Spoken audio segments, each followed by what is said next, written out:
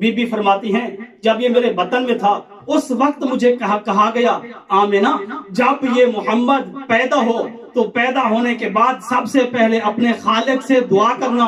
کون سی دعا کروں؟ کہنا کہ پروردگار عالم میرے اس نور کو حاسد کی نظر سے محفوظ رکھنا. اس کے بعد کہا کہ اس کا نام محمد رکھنا.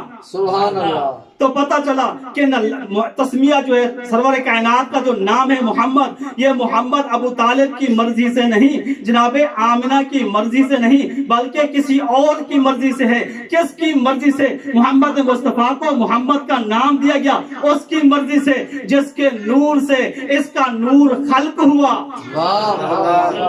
جس کے نور سے اس کا نور خلق ہوا اسی نے اس کا نام محمد رکھا. کہا انا محمود انت محمد، میں محمود ہوں تو محمد ہے.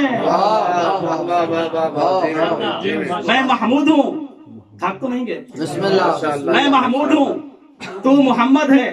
میں نے دو لفظوں کو لیا، علمی پیرائے میں لے گیا، دیکھوں تو صحیح کیا فرق ہے محمود میں اور محمد میں. جب میں نے علمی موازین پہ پرکھا تو محمود کا معنی جس کی تعریف کی جائے، محمد کا معنی جس کی سب سے زیادہ تعریف کی جائے. محمود اللہ کا نام ہے، محمد کا نام ہے.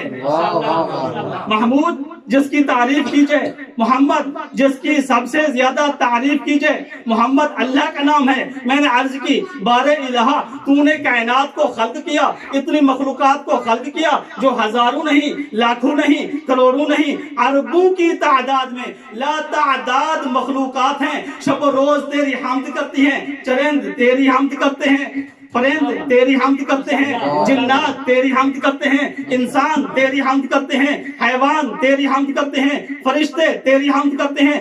اربوں کی تعداد میں مخلوقات تیری حمد کرتی ہیں، پھر بھی تو محمود رہا. اربوں کی تعداد میں مخلوقات تیری حمد کرتی ہیں، پھر بھی تو محمود رہا. کہا کہ معرفت کی نگاہ سے دیکھ، مخلوق جس کی تعریف کرے وہ محمود بنتا ہے، محمود جس کی تعریف کرے محمد بنتا ہے.